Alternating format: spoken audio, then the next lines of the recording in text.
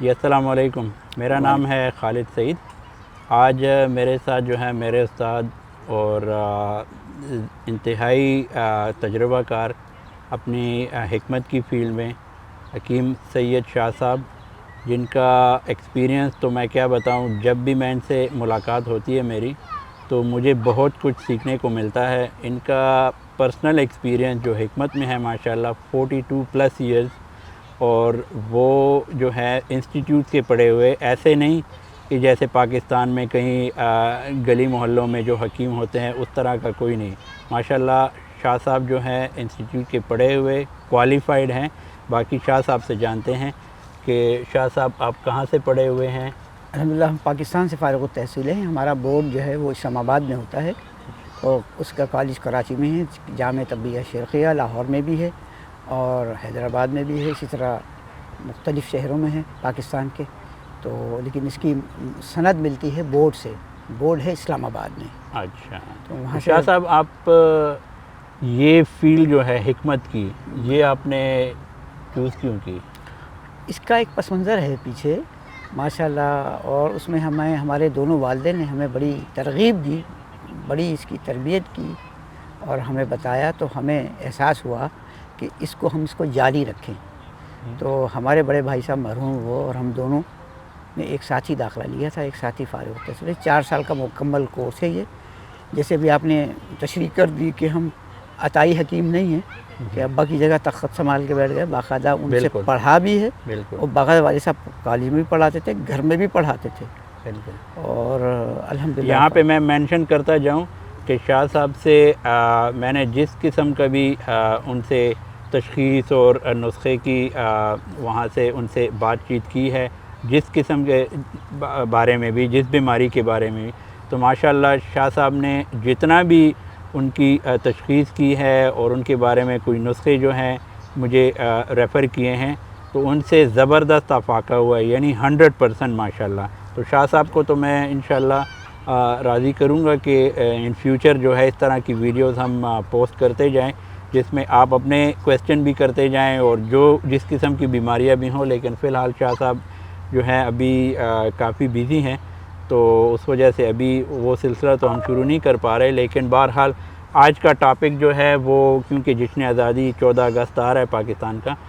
اور اس سے متعلق ہے، تو وہ تھوڑا بہت شاہ صاحب ویسے بھی کیونکہ ماشاءاللہ 70+ ہیں اور انہوں نے پاکستان کا بہت اتار چڑھاؤ دیکھا ہوا ہے۔ تو شاہ صاحب سے تو میں یہ پوچھنا چاہوں گا سب سے پہلے، کیونکہ ہم تو ان سے بہت چھوٹے ہیں، اور شاہ صاحب سے یہی کویسچن میں کرنا چاہوں گا ابھی کہ شاہ صاحب پاکستان جو ہے 1947 14 اگست کو آزاد ہوا تھا، اور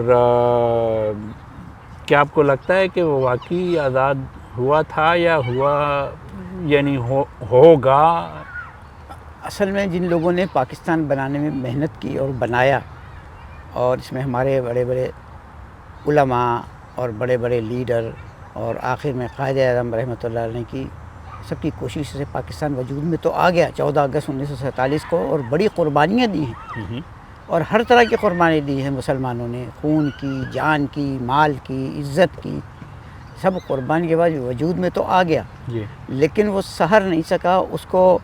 صحیح طریقے سے حفاظت کرنے والے لوگ ابھی تک نہیں ہیں۔ آج 75 سال ہو گئے ہیں، لیکن اس کو ایک چھوٹے عرصہ نہیں ہوا، ایک طویل عرصہ ہے، ایک طویل عرصہ ہے۔ چہ جائے کہ بعض مقامات میں پاکستان نے بڑا اچھا مقام بنا لیا ہے، ایٹم بم بنا کر دنیا کی آنکھوں میں آنکھیں ڈالی ہیں، دشمن سے مقابلے کے لیے ہر وقت تیار ہے، ہماری عسکری طاقت بہت مضبوط ہے، ساری باتیں ہیں، لیکن پاکستان کو سنبھالنے کے لیے سیاسی طور پر، معاشی طور پر ابھی تک جو بھی حکومتیں آئی ہیں، یا تو وہ حکومتیں ناپید ناکام رہی ہیں، غیر دلچسپ رہی ہیں، لوٹنے والی آئی ہیں، ملک سے وفاداری نہیں کی، محب وطن کا کوئی ثبوت نہیں دیا انہوں نے، اور آج کل کے حالات تو اتنے افسوسناک ہیں، کہتے ہوئے افسوس ہوتا ہے۔ جو بھی حکمران آتا ہے، حکمران تو وہ بعد میں بنتا ہے، پہلے وہ سیاسی لیڈر ہوتے ہیں، سیاسی لیڈر سے وہ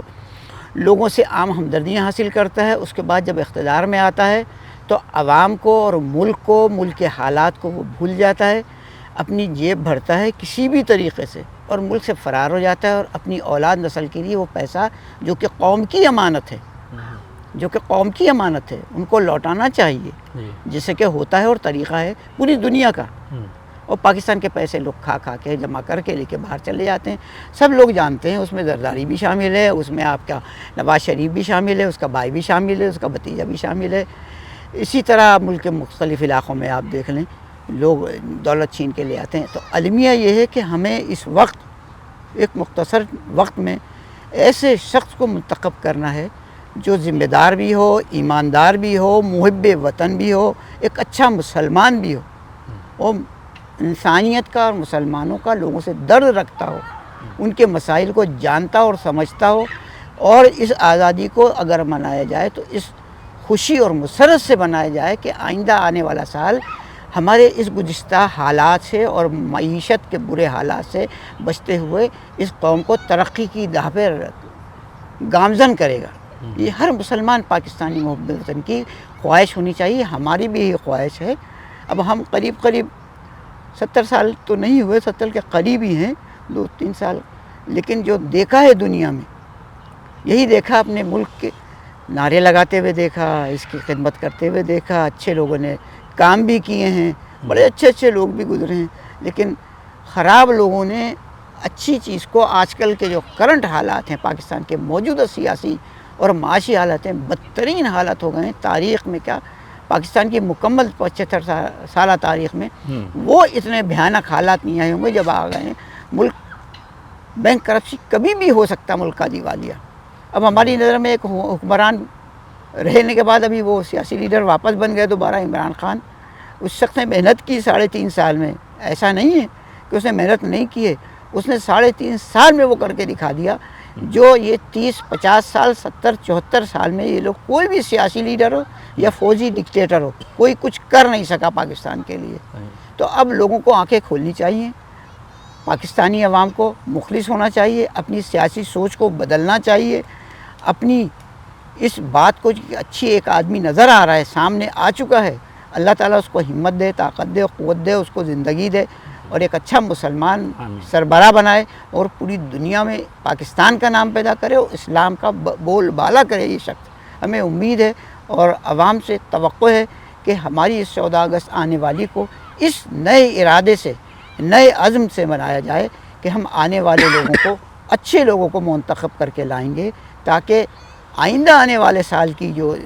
نیا سال کا 14 اگست ہو وہ بہت بھرپور ہو، بجائے کہ ہمارا سر دنیا کے جھکے، فخر سے تنے۔ ہماری اکثری طاقت، ہماری ایٹمک انرجی پلانٹ، اس نے دنیا میں ایک طاقت بنا دیا ہے پاکستان کو، یہ ابھرتا رہے، آمین ثم آمین۔ اور سابقہ لوگوں کی جو قربانیاں جہاں جنگ میں کی ہوں، سفر میں کی ہوں، ملک سے بدر ہونے میں کی ہوں، اپنی جو بھی کرسی پہ بیٹھے ہوئے جس حیثیت سے جو بھی کام کیا ہے اللہ واسطے کے لیے، ایک محب وطن پاکستانی ہونے کی حیثیت سے ہمیں کرنا چاہیے، ان لوگوں سے سبق سیکھنا چاہیے، سابقہ لوگوں سے، اور آئندہ میں ہماری اولاد نسلوں میں ایسے نوجوان پیدا ہوں، ایسے نوجوان سامنے آئیں اور ایسی قیادت لے کے چلیں کہ پاکستان کا نام پوری دنیا میں روشن تابندہ رہے، آباد رہے قیامت تک کے لیے۔ آمین ثم آمین، ہماری یہ دعا ہے سب کے لیے، چھوٹوں کے لیے، بڑوں کے لیے، بزرگوں کے لیے، خود ہمارے اپنے لیے بھی۔ اچھا، اس میں ایک سوال جو ہے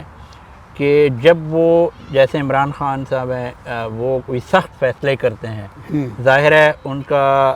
جو اثر ہے ان فیصلوں کا وہ عوام پہ بھی آتا ہے، مہنگائی بڑھتی ہے اور بہت کچھ ہوتا ہے، تو وہ پھر ظاہر ہے برداشت بھی نہیں ہوتا، کیونکہ وہ پچھلے 50 سال کا جتنا سارا کچھ ہے وہ ریورس ہو چکا ہے، تو وہ آگے بڑھانے میں اور اس کو سٹاپ کرنے میں ظاہر ہے سخت فیصلے کرنے پڑیں گے۔ بالکل کرنے پڑیں گے، کیوں کہ اب تک کشکول لے کے جاتے رہے حکمران سابقہ اور اپنی جیب بھر کے باہر چلے گئے ہیں۔ اب وہ بھگتان تو عوام کو ہی بھگتنا پڑے گا نا، چاہے وہ ٹیکسز کی شکل میں ہو، مہنگائی کی شکل میں ہو۔ لیکن سنا یہ کہ عنقریب شاید کوئی ٹیم ایسی تیار کی جا رہی ہے کہ جو کہ وہ بین الاقوامی جو مالیاتی ادارے ہیں ان سے قرض لینے کی توقع ہے، ان سے کچھ مل جائے تو آئندہ آنے والے الیکشن میں فرق پڑے گا، اس الیکشن کے لیے کچھ نہ کچھ۔ ہاں، وہ پھر انشاءاللہ یہ حکومت جب 3.5 سال میں عمران خان جیسے نا تجربہ کار آدمی نے اتنی اچھی ذمہ داری سے کام کر کے دیا ہے، تو آئندہ اگر 5 سال کے لیے اگر یہ شخص منتخب ہو گیا ایک اچھے رہنما کی طرح، جیسا کہ اس نے ابھی دکھا دیا ہے، سلامتی کونسل میں دکھایا، اسلامی فوبیا کے خلاف دکھایا، کشمیر کے خلاف انڈیا نے جو ظلم کیا اس کے خلاف آواز اٹھائی، تو یہ پاکستان کے لیے کیسے کام نہیں کرے گا یہ شخص؟ ہمیں بڑی اس میں ایک دوسرا سوال، کچھ لوگ یہ کہتے ہیں کہ بذات خود ایک قوم جو ہے، ہر بندہ جو کام بھی وہ کر رہا ہے، چاہے وہ ایک استاد ہے، ٹیچر ہے، ایک ڈاکٹر ہے، انجینئر ہے، یا اس سے چھوٹے لیول پہ جو بھی کام کر رہا ہے، وہ اپنی ذمہ داری، وہ رسپانسبلٹی نہیں نبھاتا، جس کی وجہ سے ایز اے قوم جو ہے وہ سب نیچے جا رہا ہے. کیونکہ چاہے عمران خان ہو، نواز شریف ہو، زرداری ہو، کوئی بھی آ جائے، لیکن اگر وہ عام بندہ اپنی رسپانسبلٹی اپنے ٹائم پہ اپنی ڈیوٹی اس کے مطابق نہیں کرتا تو وہ قوم کیسے اوپر آئے گی؟ اس کے لیے بہت ضروری ہے، اس کو اب کیا کہیں گے، کوئی بھی شخص اپنے اپنے ادارے کا ایک ذمہ دار ہوتا ہے، کسی ہیڈ آف ڈپارٹمنٹ جس کو انگریزی میں بولنا چاہیں تو بولیں، وہ مستعد ہو، پھر اس کے ساتھ کام کرنے والی ایک مستقل ایک جماعت جو ہو، ٹیم جو ہو، وہ اچھے مخلص لوگ ہوں، ذمہ دار ہوں، نہیں ہوں تو وہ دوسرے کو دیکھ کے سیکھتے ہیں. کچھ لوگ سکھانے والے شوقین بھی ہر جگہ ملیں گے آپ کو، اور کچھ سیکھنے والے بھی شوقین لوگ ملیں گے. ایسا نہیں ہوتا ہر جگہ ڈلیں، ہر جگہ غیر ذمہ دار، ایسا نہیں. ہماری قوم کو، پاکستانی قوم کو بدنام کرنے میں خود ہمارے اپنے کچھ خراب لوگوں کا، جیسے کہتے ہیں نا کہ کالی بھیڑیں ہوتی ہیں ہر جگہ، ہے نا، تو اچھے لوگ چھپ جاتے ہیں پیچھے، مخلص لوگ، ہمدرد لوگ، کام کرنے والے لوگ، تعاون کرنے والے لوگ، ان کی صلاحیت کو کچل دیا جاتا ہے، ان سے کام نہیں لیا جاتا. وہ تیار بھی ہوتے ہیں پھر ان کو روکا جاتا ہے. یعنی پراپر مینجمنٹ جو ہے ہر ادارے میں ہر لیول پہ ہونی چاہیے، ہر ادارے پہ، ہر جگہ پر، ہر موڑ پر دیکھنے والا ہو، چیک اینڈ بیلنس ہو برابر طریقے سے، تو وہ قوم ترقی کرے گی. اور ہمارے یہاں ہے صلاحیت، ایسا نہیں ہے کہ ہمارے نوجوان بالکل بیکار و ناکارہ، ایسا نہیں ہے. بہت ٹیلنٹ ہے. ہم نے جوانوں کو بھی دیکھا ہے، اپنے وقت میں ہم نے اپنے سے بزرگوں لوگوں کو بھی دیکھا تھا کہ ان میں بھی یہی جذبہ تھا پاکستانیت کا، مسلمان ہونے کا، ایک ذمہ دار فرد ہونے کا. یہی ہم نے گھر میں بھی سیکھا، یہی ہم نے اپنے بچوں کو بھی سکھایا، یہی اپنے پوتا پوتی نواسا نواسا کے لیے باتیں کرتے ہیں، ان کو بھی سمجھاتے ہیں. تو یہ سب بچے جب ہیں ہمارے سامنے، ہمارا کام ہے ان کے لیے ہم اچھی مثال قائم کریں، بالکل، بجائے کہ ہم کونے میں کرسی پہ بیٹھ کے خالی اللہ اللہ کریں. وہ ضروری ہے اپنی جگہ، لیکن اس معاشرے کا حصہ بھی ہیں، ورنہ وہ رہبانیت کہلائے گی. رہبانیت اسلام میں حرام ہے، اور قوموں میں تھی، انہوں نے خود گھڑ لی تھی، تو ان کے لیے پھر انہی کے حساب سے پیغمبروں کے ذریعے منع کیا گیا انہی قوموں میں. ہم الحمدللہ آخری نبی محمد صلی اللہ علیہ وسلم کے امتی ہیں، اور اللہ کو واحد لا شریک مانتے ہیں، اس پر ہمارا یقین ہے. اور محمد صلی اللہ علیہ وسلم آخری نبی ہیں، انہوں نے تربیت کی صحابہ کرام کے ذریعے، اور ان صحابہ کرام کی قربانیاں ہیں جس کی وجہ سے آج ہم اسلام کا اور پاکستان کا نام کیوں لے رہے ہیں، کہ ہمیں تربیت دی کہ بیٹا یہ ملک جو ہے پاکستان اسلام کے نام پر بنا ہے.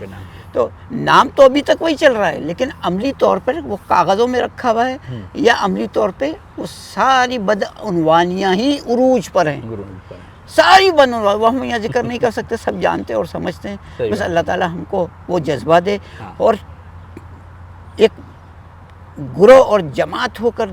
دین کا کام، ایک ٹیم ورک، یعنی قربانی دینی پڑے گی، اس کے بغیر کام نہیں بنے گا. اور قربانی کے لیے ایک ٹیم چاہیے، سمجھدار لوگ چاہیے، ہر جگہ، ہر شعبے میں چاہیے، حکومت میں، سیاست میں، معاشرت میں، معیشت میں، اخلاق میں. ہم بس میں سوار ہوتے ہیں تو اگر کوئی بڑا بوڑھا ہے، معذور ہے، اس کو پہلے جگہ دینی چاہیے. وہ خاتون ہے، معذور ہے، بچہ ہے یا بچی والی ہے، اس کو پہلے جگہ دینی چاہیے. تو یہ اخلاقیات میں آگے. معیشت میں کیا ہم اچھے تاجر ہیں یا نہیں ہیں، ہم اچھے کاروباری ہیں یا نہیں، ہم اچھے حکیم ہیں یا نہیں ہیں، ہم ایک اچھے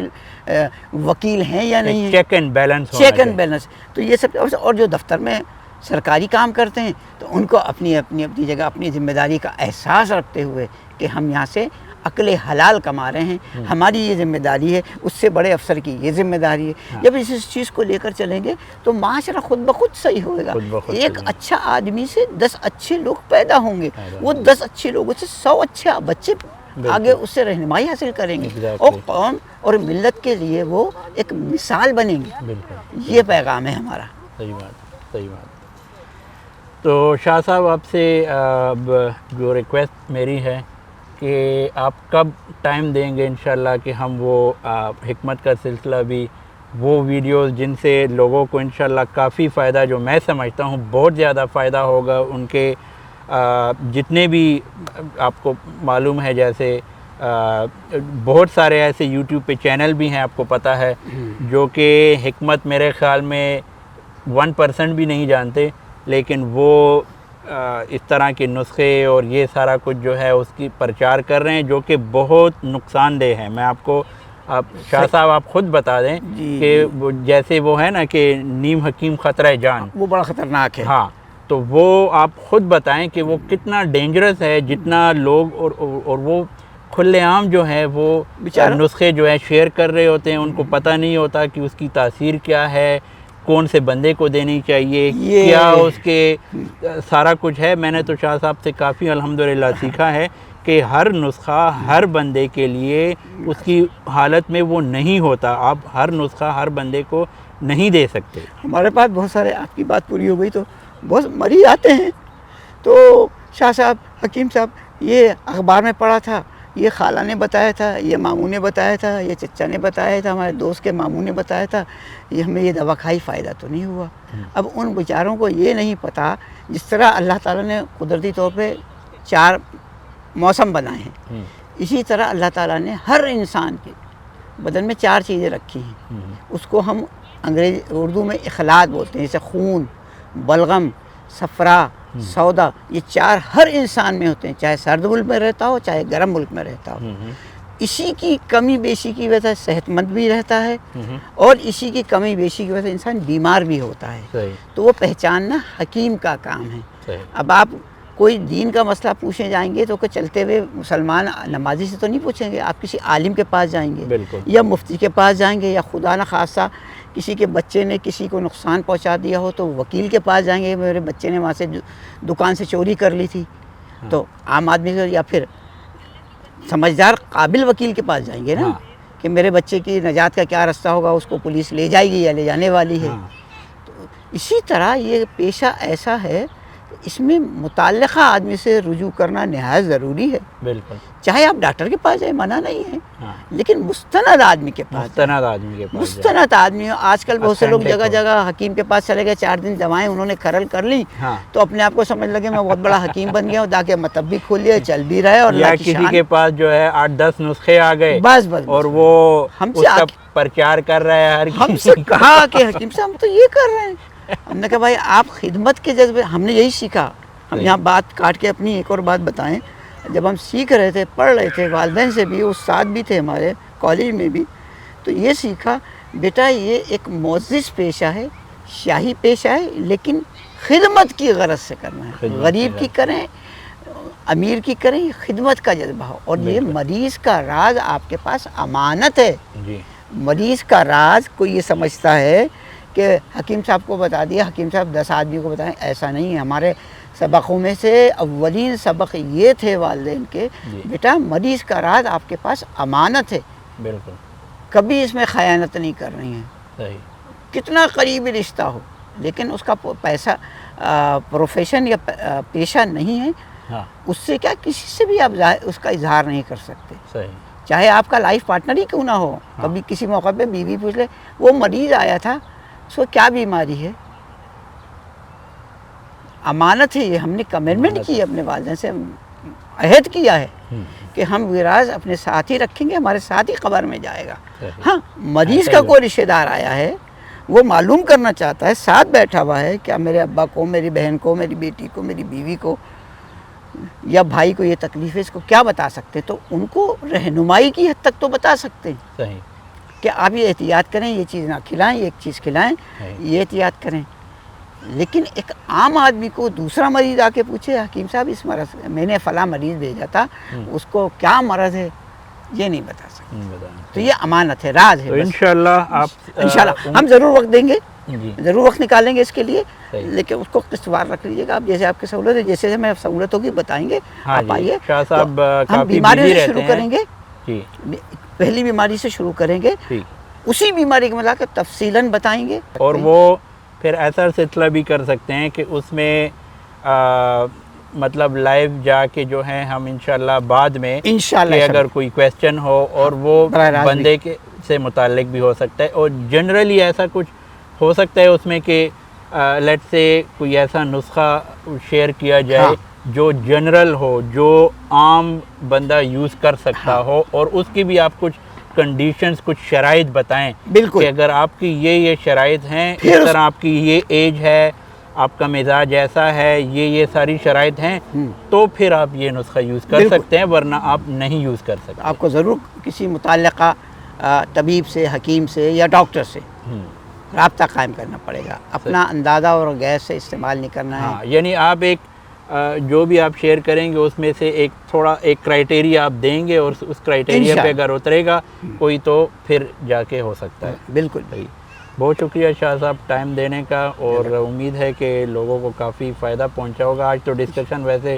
پاکستان کے 14 اگست اور آزادی سے متعلق تھی، لیکن انشاءاللہ آنے والے دنوں میں جب بھی شاہ صاحب کو موقع ملے گا اور ٹائم ہوگا تو انشاءاللہ یہ حکمت کی ریلیٹڈ جو ویڈیوز ہیں اس کو پوسٹ کرنے کا سلسلہ شروع کریں گے۔ بہت شکریہ ٹائم دینے کا اور ویڈیو دیکھنے کا۔ انشاءاللہ اگلی ویڈیو تک کے لیے اجازت، انشاءاللہ ملاقات ہوگی۔ اللہ حافظ۔